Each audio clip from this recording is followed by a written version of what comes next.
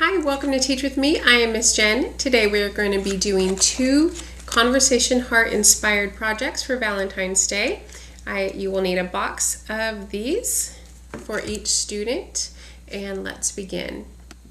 All right, the first project is you'll need a box of these candy hearts. You're going to need some crayons, and you're going to need a sorting mat and a graphing sheet. You can use any one you want. They have them on Teachers Pay Teachers. There's a few free ones. There's some you can buy as well. I just made these on my computer yesterday. You want to have all the colors that come in the candy hearts because sometimes they do change, and that's simply because you don't want to have a set of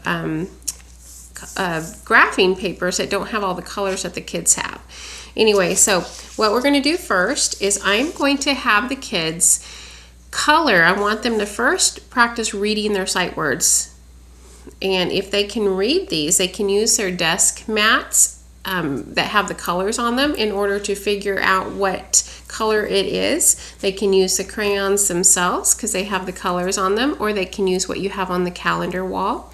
If you choose to, you can also, because this is February, so by February they should all know their color words. So this is a good time just to kind of see. I usually do this in small groups so that I can make sure that they do know their color words, even though you've probably tested by this point in the year. I also do this in small group because I want to see if they understand the representation of the graph to the numbers that they count, and it's just easier for me to monitor what they're doing in small group with this activity. So what I do is I have each child have a box of these. I have them sort them by color. The reason I did not put all the colors on here and I just left it blank is because I don't want, on this particular one, I don't want them wasting their time trying to figure out what color it is and saying, like this one, they might say, oh, this one doesn't look orange, and then try to find a peach or something. It just makes it take longer. So I just have them sorted out on their mat like this. And then when they have all the colors that they have, and I'll tell them that they're not going to have every single color, not every box does. Wait, these are different. Not every box does. And then what I'm going to have them do, oh goodness gracious, sorry. I'm going to have them count them. And so they're going to count each of them, and they're going to write that number in the color that their thing is, that their hearts are. So they have 2 blue ones, so I'm going to do a 2 in blue in that box for them. Pink, there's 3 of them. And this way they won't forget how many they had.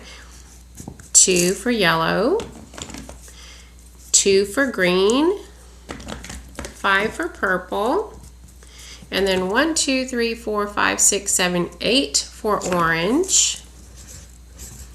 All right, and then they're going to put their candy hearts back into their box, or you can use a Ziploc bag if you think that's easier. It's perfectly fine. I always have, since I do it at small group, I have a piece of tape, and their names should be on here because that's the first thing I have them do. And this goes in their cubby or in their backpack, but not in their desk. I don't want them sneaking candy and eating it in the classroom. So then they take this, and then they're going to use it over here. So they're going to look, and they're going to see, okay, I have 2 yellow. This one is yellow. I'm going to color 2 of my boxes yellow. And then I'm going to write, I forgot to grab a pencil, so I shall write it in crayon. So they're going to write the number 2 and the yellow. All right, so they had 8 orange, so let me find my orange. And I'm going to come down to the orange, and we're going to count 8 boxes. 1, I'm just going to do this quickly. 2, 3, 4, 5, 6, 7, 8. And then they'll put the number 8 in their total. So I'm not going to do the whole thing, but that is the idea behind this particular project. I just made this one. You can make them yourself too, or you can just buy them. Like I think I mentioned that before. Whatever is easier for you. And this one's a simple one. The next project is we're going to make our own conversation hearts, and I have 3 ways to do this. You might notice this is on a heart that has been painted, and it's been painted with Q-tips. This is based off of our February Artist of the Month, who is George Seurat, and he was famous for a type of art called pointillism, and we're going to have a video on him at another point.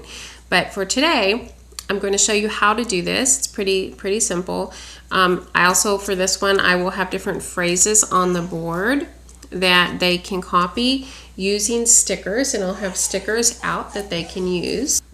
I'll have the phrases on the board, and then they can copy them with stickers, and that makes it really easy. So for this first time, for the pointillism, I usually have the heart is smaller because the kids kind of get tired of this after a little while, and it does take a while.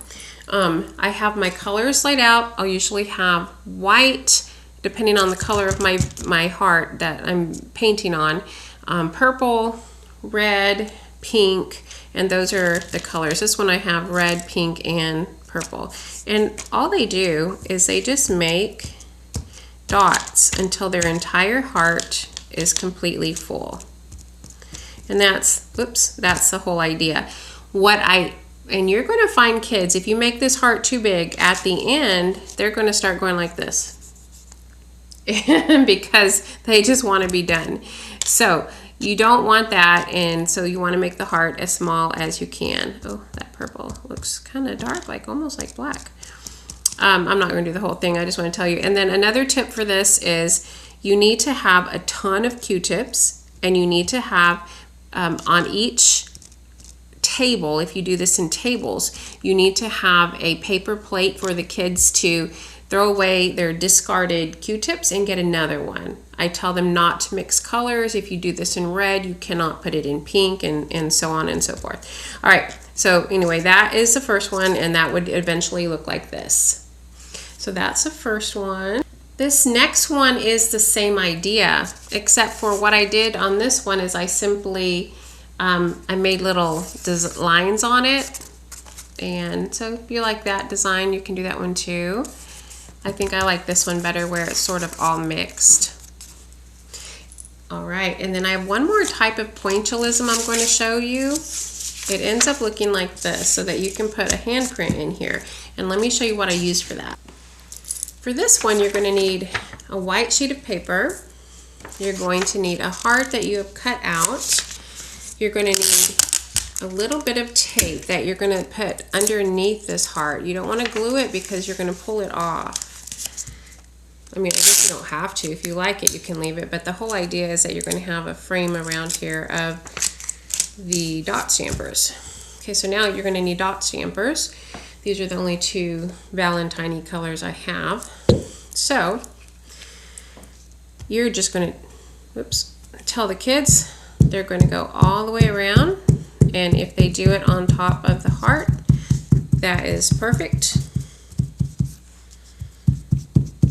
And they're going to go around it several times with all the colors that they have that are in that shade that they want to use.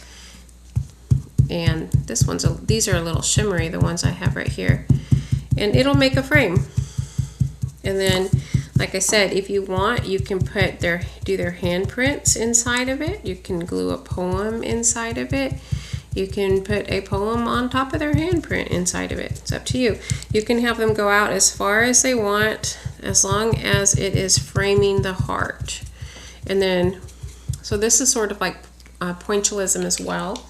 And then what they're going to do when they're finished is they're going to pull it off,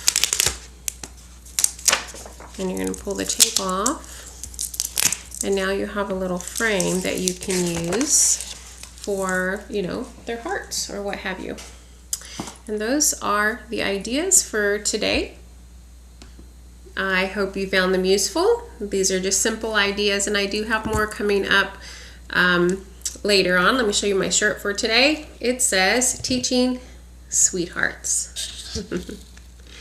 All right, like, subscribe, and share if you found this content useful. See you next time.